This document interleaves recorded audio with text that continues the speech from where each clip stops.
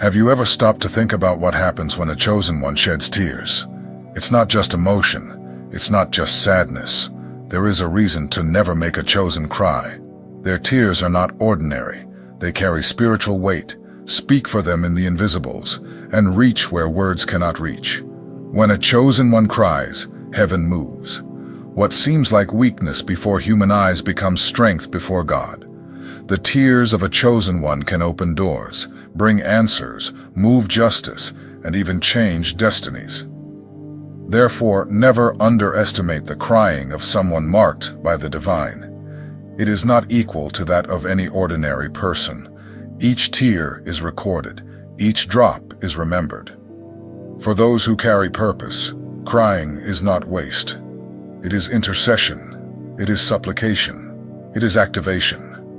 Many do not understand, but these tears are invisible seeds that always bear fruit, whether in the form of victory or in the form of justice. What is born from them never perishes. Chosen, if you have already cried in silence, know that heaven heard. Your pain did not go unnoticed. What seemed like mere venting was, in truth, powerful prayer. And if you live with a chosen one, understand, respect their tears, because to mess with them is to mess with God's purpose. I am George, and I prepare this content to reveal the real power of the chosen one's tears. If you want to understand this mystery, stay with me until the end, and take the opportunity to subscribe to the channel, because here, every message was made to strengthen you and other chosen ones who are awakening to their true mission. The cry as spiritual language. Crying is one of the purest forms of communication between the human heart and heaven. When words fail and the mouth is mute, tears speak. The psalmist David already understood this by saying that his tears were kept by God. For the chosen, no tear is in vain. All carry invisible messages. That is why when a chosen one cries, it is not merely releasing accumulated emotions. He is handing to the invisible a plea that transcends reason. Each tear becomes intercession. Each sob is transformed into a spiritual voice. In the physical world, it may seem fragile, but in the spiritual realm, it is a key that opens doors that would remain closed. Tears carry codes that heaven understands. They say things the mind cannot organize. When a chosen one sheds tears before God, it is as if he places his entire heart on display. It is a gesture of surrender that touches the invisible faster than any elaborate speech or decorated prayer. Crying also reveals the depth of faith. It shows that the chosen prefers to pour out before God rather than keep inside the weight the world places on their shoulders. These tears become silent prayers, capable of moving heavens and generating responses that only those who cry before God can receive. In the world, crying is a sign of weakness. In the spiritual view, it is a sign of trust. Only those who believe that He hears, that He sees, that He responds, cry before God. It is like saying without words, "Lord, I cannot do it alone." This vulnerability is strength. This breaking is a powerful weapon in the hands of the chosen. When the heart is overwhelmed, tears descend like rivers, washing the soul of hidden wounds. In this process, the spirit finds relief, and heaven receives the message. Therefore, the chosen do not cry only for pain, but also for love, for gratitude, for surrender. Crying is more than emotion. It is divine language. Tears also have an intercessory effect. Often the chosen cry for someone who has no idea they are being remembered in the invisible. He feels the weight of others' pain and transforms that into silent prayer. These tears do not fall to the ground. They rise as supplication before God, asking for care, protection, and response. The world may interpret crying as weakness, but the spiritual interprets it as strength. Each tear shed before God is recorded, remembered, and transformed into a promise. There is no tear ignored, no crying forgotten. Everything is recorded, and in due time becomes an answer. This is the mystery of the chosen one's crying. Crying does not mean defeat. It means the heart has found a way to express itself before the invisible. It is release. It is confession. It is surrender. The chosen one who understands this never feels ashamed of their tears, for they know that they are seeds. Each tear is planted in spiritual soil and always yields a harvest. Therefore, never underestimate the crying of a chosen one. It may seem like mere emotion to natural eyes, but in the invisible it is powerful prayer. It is intercession that reaches the throne of God. The chosen one who cries is not lost. They are connected, aligned, releasing a force that turns tears into victory. When injustice makes a chosen one cry, there is a special weight to tears born from injustice. When someone wounds, humiliates, or oppresses a chosen one until it brings them to tears, something moves in the invisible. These tears are not common. They become witnesses before God. They are like records presented before the celestial throne, pleading for intervention and response. The Bible is full of stories where God rises to defend those who have been wronged. He hears the cry of those who weep in pain and stands beside them. The tears of injustice are never ignored. They attract divine justice because they show that something is out of alignment. Where there is injustice, heaven acts to correct it. When someone provokes the crying of a chosen one, it opens space for serious consequences. It is not the chosen one who seeks vengeance, but heaven itself that rises in defense of him. God is just, and he does not allow the pain of his people to go unnoticed. It is as if each tear were a plea for help answered immediately. The tears of injustice have the power to change scenarios. They can open doors that were closed. They can reverse situations that seemed lost. Heaven does not remain indifferent when a chosen one suffers injustice. On the contrary, he transforms that suffering into an act of defense, raising people, circumstances, and even miracles to restore what was lost.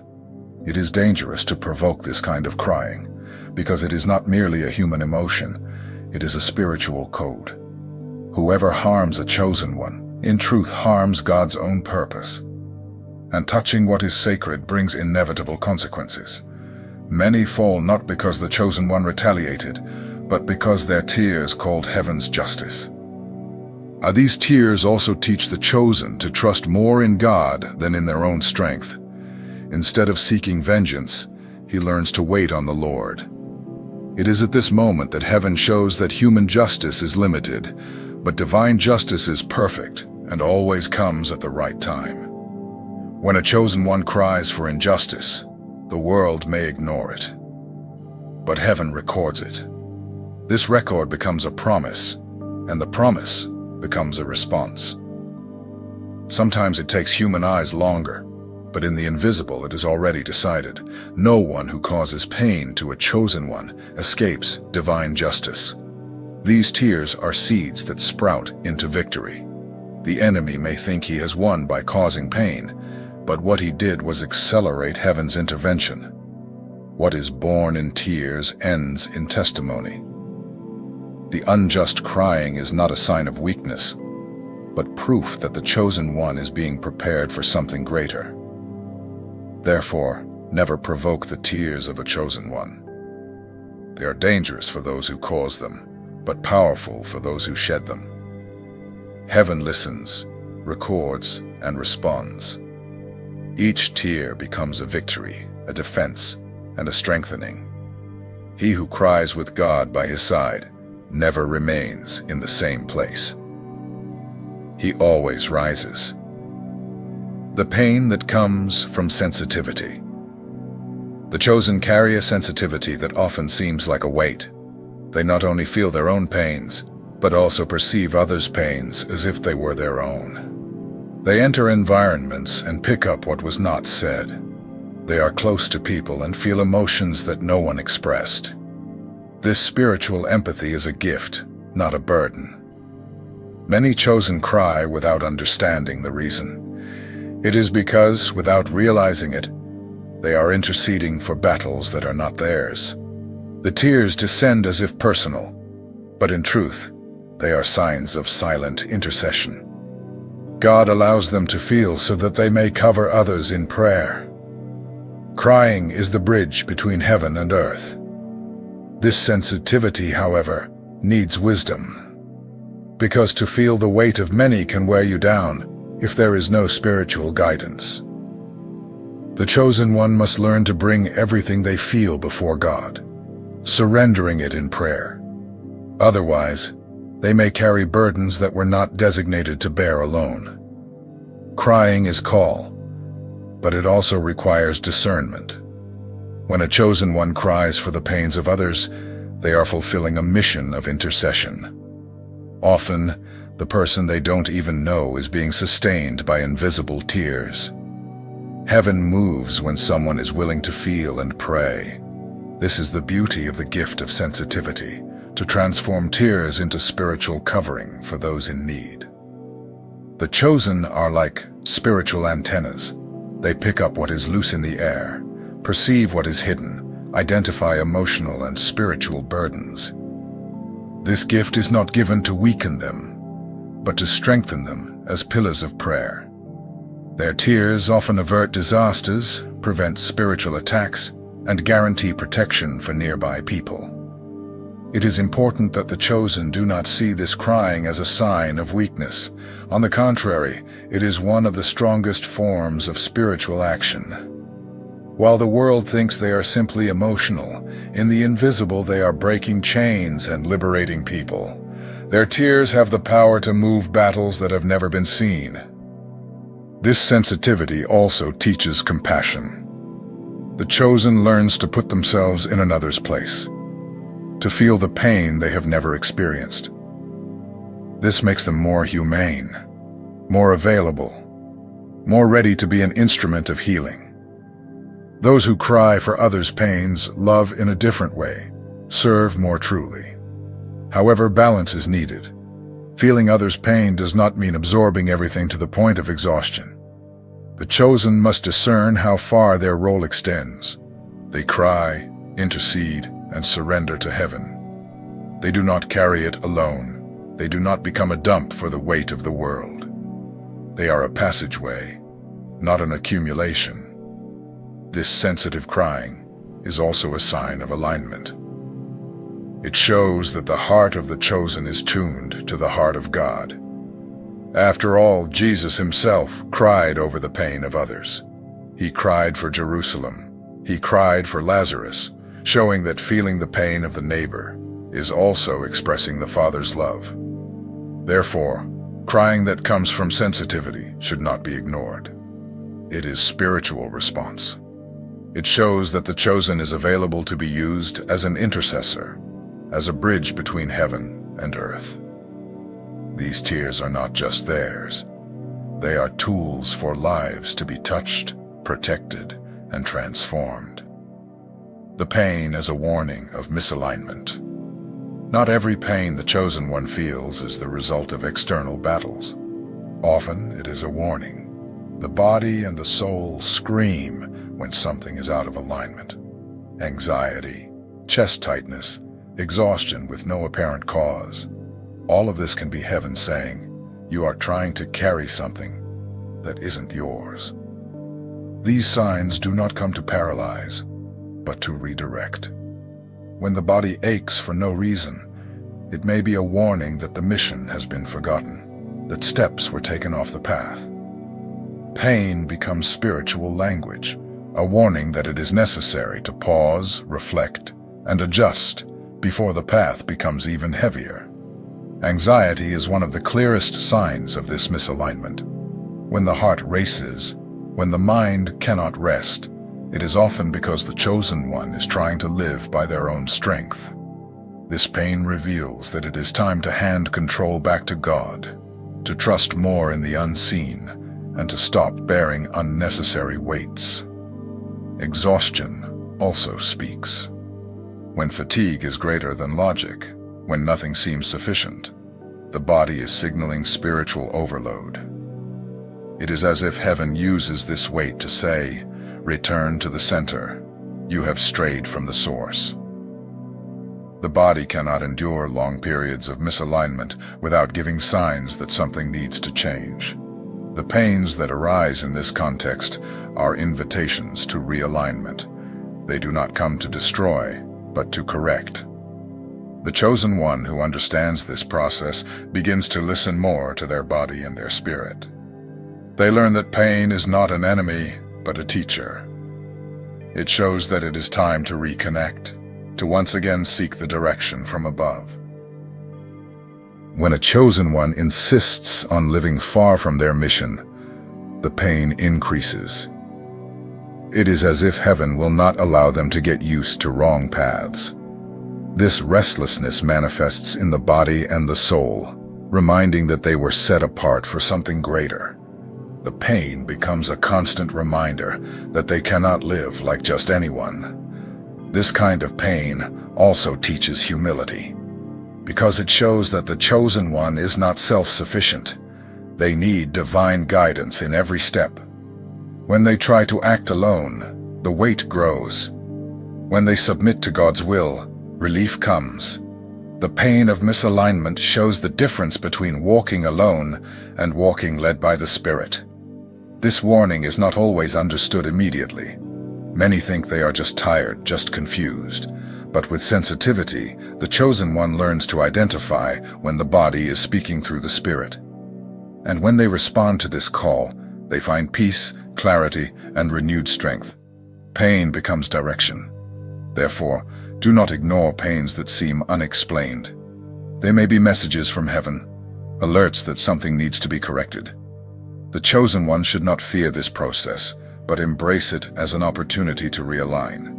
Each pain can be a key to return to purpose, each squeeze a compass pointing back to the mission. The pains of misalignment are reminders that you were not called to live any old way. Your life has a route, a direction, a mission. If something hurts, ask, "Where did I drift? What do I need to adjust?"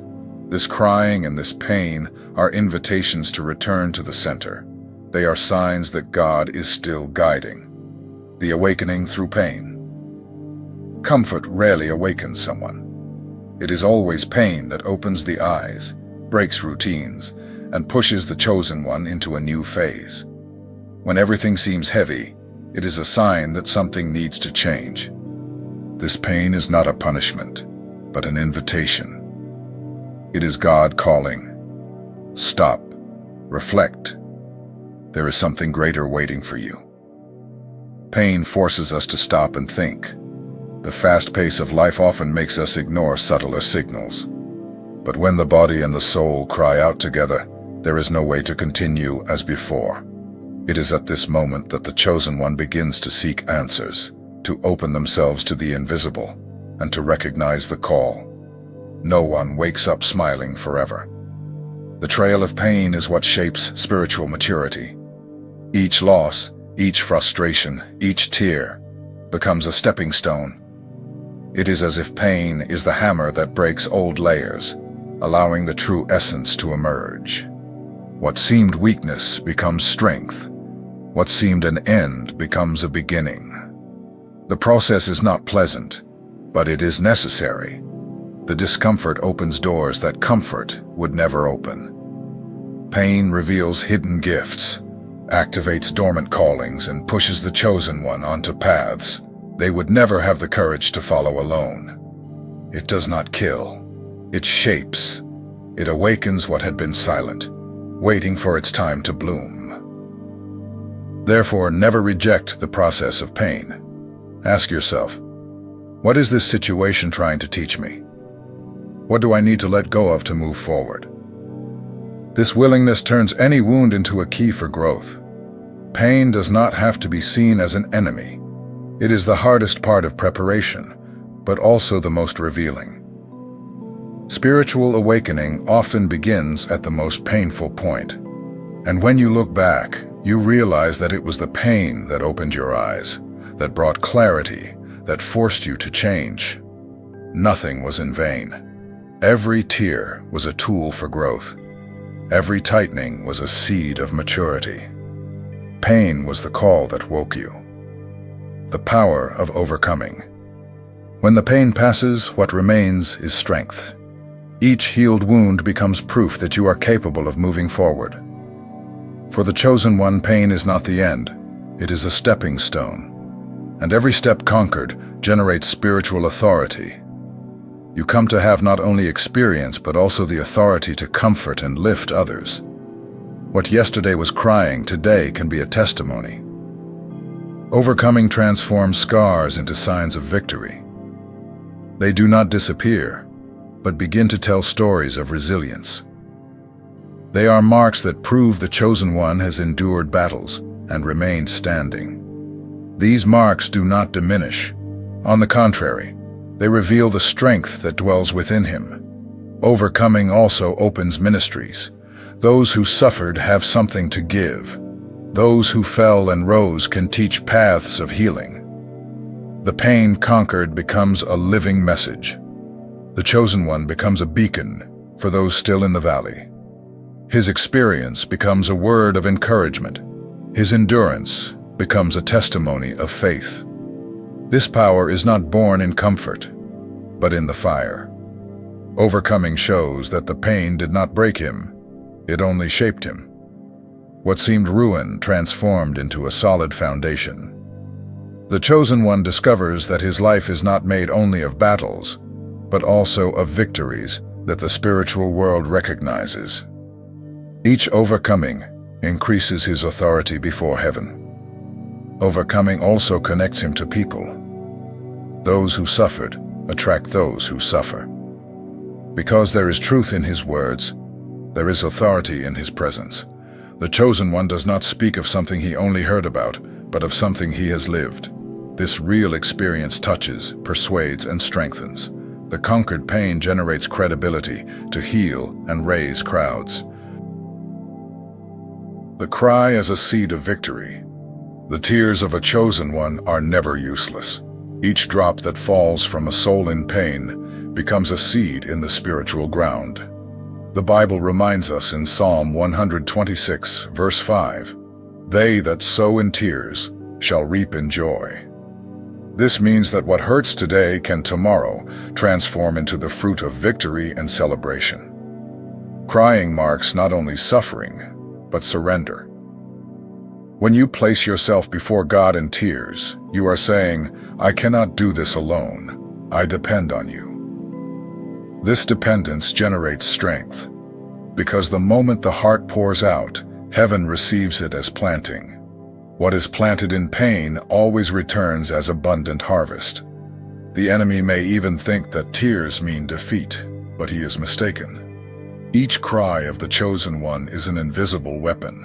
It breaks barriers, moves heavens, and opens doors that were previously closed. While the world sees weakness, heaven sees perseverance. The tear is not a sign that you have lost, but that you still believe. Tears also guard promises. Many times you cried asking for something that seemed impossible. In the invisible, every tear was recorded. In the right time, this cry returns as a response. When the harvest comes, there is no doubt. You recognize that what was born from the tears you shed in silence when no one else believed. The cry of the chosen one also has the power of testimony. Because when the time of victory arrives, everyone sees that the pain was not in vain. Even those who hurt him will have to acknowledge that God transformed tears into laughter. What seemed a fall reveals itself as preparation for a fresh start, full of purpose and fulfilled promises. Each tear also builds maturity, because by going through the process of pain, the heart learns to value the joy that comes afterward. He who sows in tears never looks at victory the same way. He recognizes the value of each step, of each overcoming, of each answer. Tears mold character, strengthen faith, and sustain the walk. The cry, then, is more than emotion. It is planting, It is process. It is a path of transformation. When a chosen one sheds tears, he is building the future. Even if he does not realize it at the moment, the ground is already being watered. And when the time of harvest arrives, the laughter will be greater than any pain that once pressed on the chest. Therefore, never despise the tears you have shed. They have not been lost. They are kept as precious seeds. And in the right time, they will bloom in the form of testimony, joy, and victory. The cry of the chosen one is not the end. It is the beginning. It is the start of a story where God always has the last word. Ultimately, there is a clear reason never to make a chosen one cry. These tears are not the same as ordinary ones. They carry spiritual weight, cross dimensions, and arrive before the throne of God. They move heavens, cry out for justice, and transform into seeds that, at the right time, yield powerful harvests. The cry of a chosen one is never a sign of weakness. On the contrary, it is disguised strength. It is a silent weapon, a voice that does not require words, an activation of purpose. While the world only sees tears falling, heaven sees a deep clamor that opens doors, tears down walls, and calls the divine presence to intervene. If you are chosen, do not belittle your tears. They have value. They have record. They have destiny. God hears each one and responds at the right time. And if you live with someone who bears this mark, take care of them, respect them, and value them. Because the cry of a chosen one does not go unnoticed. It is remembered and answered by God Himself. Now I want to ask you, have you felt the spiritual weight of your tears? Have you ever lived responses coming from a sincere cry? Write here in the comments. Your experience can strengthen other chosen ones who are also in this process. Sparkles.